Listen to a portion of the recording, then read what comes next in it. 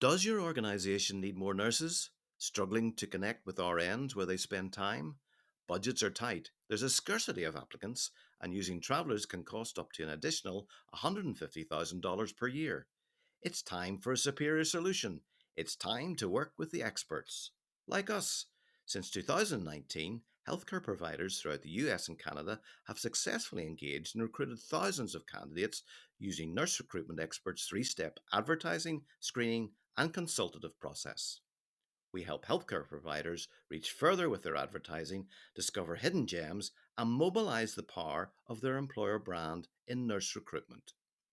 With results based pricing and no long term commitments, we are the most cost effective and low risk partner for your nurse recruitment needs. So why not take your nurse recruitment to the experts?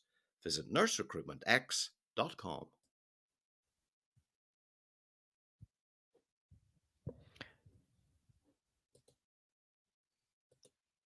Hello, everybody. Welcome along to another webinar. Today, going to be speaking about how to recruit nurses on a budget.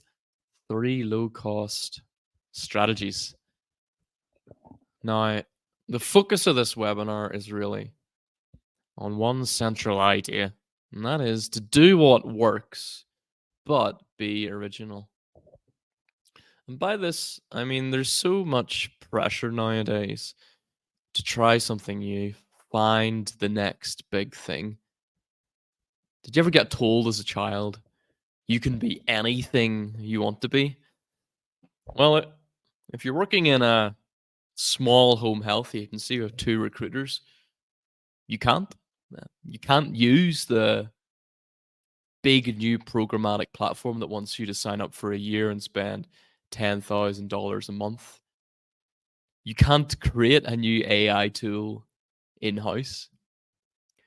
You can't get your hands on the budget or the support to do it. So in healthcare recruitment, it's tough to do what you want and be what you can be, especially if you're in a smaller organization. And even if you're in a bigger one, layers of bureaucracy can get in the way. Your manager might be stuck in the past. And if there's no nurses in your area, well, there's no nurses in your area. There's not much you can do. I hope you'll forgive me for being pessimistic, but I think we can take inspiration and encouragement from this because there's a limitation to what works. It's predefined and we can go after it without spending a lot of money. So actually, if you have fewer options, you have more focus, you can get better at a smaller group of things, then you can be more satisfied with the effort you're getting in and the results that you're getting out. So do what works, but be original in how you do it. For example, number 1, use data to optimize what you have. I think it's well known, the saying that data is the new oil. You look at the rise of AI platforms like ChatGPT or Google's Bard, they're created using millions upon millions of data points, which those platforms have scraped from websites. For example, blog posts, if you asked it to write a 500-word article on retaining LPNs, within its data set, it has already read similar articles, and that's how it's able to regurgitate and repeat what has already been put out there. So in some sense, it's not original because it's repeating what it knows. And you can do this too in terms of using data to your advantage, and not a lot of organizations have implemented it. Here's a few use cases. Looking at the number of nurses in your HR system that are above the age of 57. Surveying the departments and noticing that 20% of our ICU are going to be retiring in 5 to 6 years, but only 5% of our ER will be. How can we use this information to better recruit for the ICU? Well, perhaps needs a bit more funding than the ER. And you can forecast that recruitment will need to be driven harder and faster in the ICU than other departments because there's going to be a churn caused by retirement upcoming in a few years.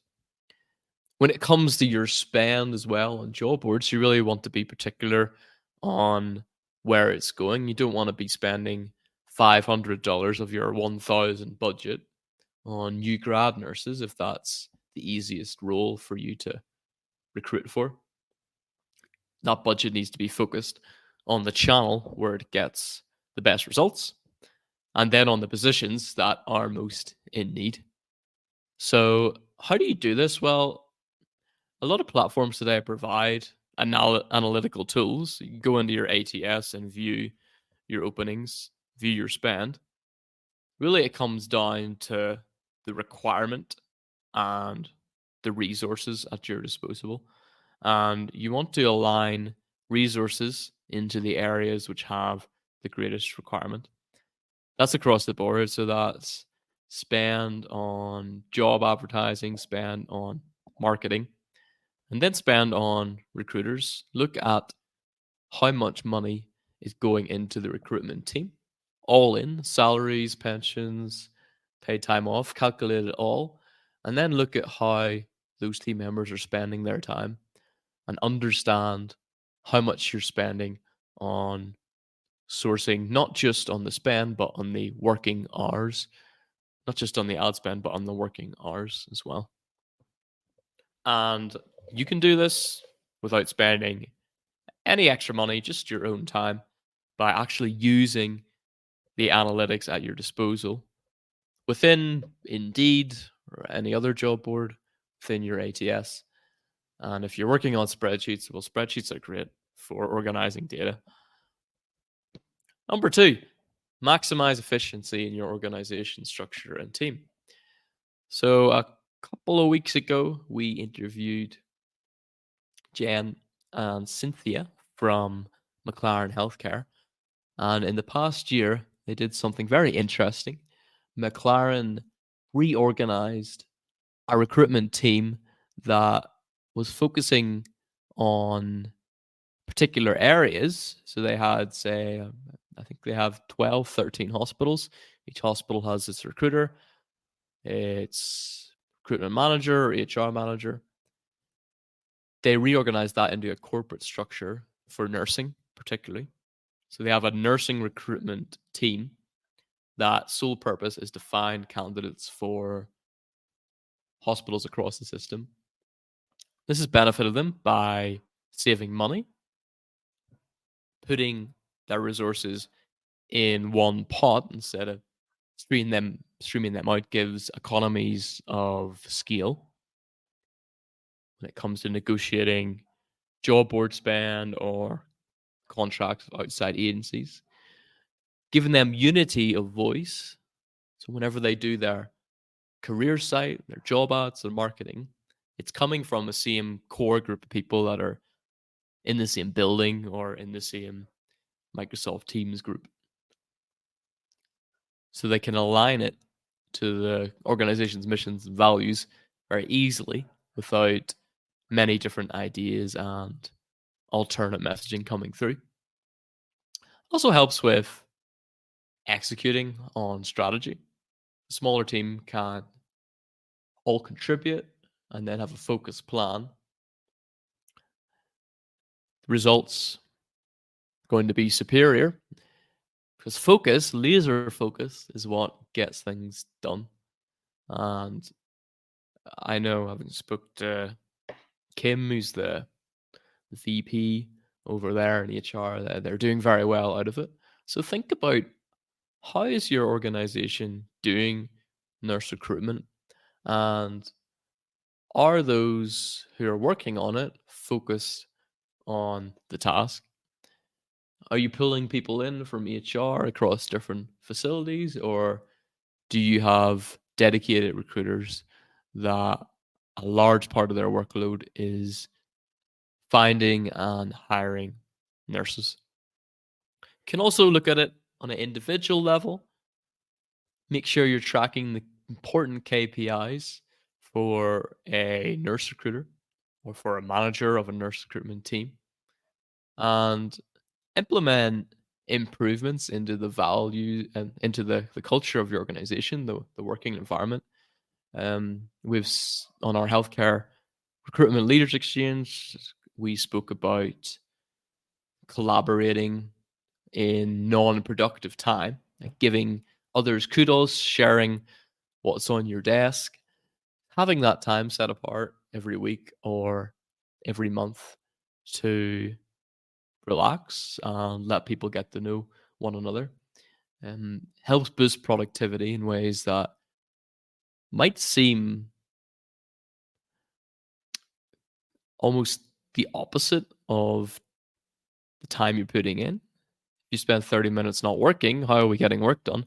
Well, if that 30 minutes gives people a chance to breathe, become more connected to the mission and each other, then in their 40-hour work week, if they can perform 5% better, then it's essentially 42 hours worth of work. Your 30 minutes has been worth it. So think about how can you maximize the structure and then also motivate people, get them clued into the values, the mission, and actually contributing to the performance. Finally, this plays into it. Get clear on what that identity, values, and culture is. So that will benefit your recruitment team, but also your nurse recruitment and retention. So whenever a candidate searches for a position and they see your name on job board or Google, you want them to feel something. And you don't want them to have formed an opinion based on rumors and chit chat and negative information available on Glassdoor, Google Maps, because people are inclined to give a review when they are more frustrated and give negative reviews instead of positive reviews. So it's so crucial that whenever you create a job ad, it's touch point one, they see you on a job board. And then whenever people land onto your career site, which is touch point two, that it's very evident and obvious that you know what nurses want and you're aligning your identity and values to that. So, a couple of good examples I've seen, Overlake Medical Center or University of New Mexico Health. If you go on their career site, you'll be able to see very clear content that describes the nurses that this is who we are, this is the family that you'll be joining, this is the mission that you're going to be taking part in, and here's why we think you should join, and listing the benefits, the pay, and compelling reasons. It's not enough anymore just to have a job board as a careers page. You really need to sell what your identity, values, and culture is to candidates, because I've seen a few surveys recently, and we are running one. Often it's in the top two that nurses will apply based on referrals or word of mouth to an employer. And you need to be making some effort to control what people are saying about you. And if it's unclear, if it's dissipated, then people will be making it clear and forming their own judgments. Some will be good, but some will be bad. You have the opportunity to control the narrative by making very clear on your site, in your marketing, and what you do in the world, like in person events, running, family days, that you have an identity, values, and culture that people want to subscribe to, and one that's very clear and strong. So, why not? These three methods of recruiting nurses are low cost. It'll take time. Nothing's free in this world. It's obviously it's going to take time, but you don't have to spend a lot of money on them. They work, been proven to work, and just be original whenever you are doing them. So you don't have to find that new platform. There's no golden egg laid by the golden goose that's going to have 100 nurses jump out and join your organization. Follow what works, do it in a smart way, use the data that you have, optimize what you're doing, maximize your efficiency and structure of your team, and then get clear on your identity, values, and culture, and make it clear in your recruitment job ads, marketing campaigns, and on your career site. So I hope you find these useful, and I hope that you put them into practice, because the world needs better nurse recruitment, and you have the power to do it. So how to recruit nurses on a budget? Well, do what works, but be original. So thank you for watching or listening. And if you want to hear more, subscribe to our podcast, Nurse Recruitment Secrets, or check out our website, nurserecruitmentexperts.com. Thank you very much and have a great day.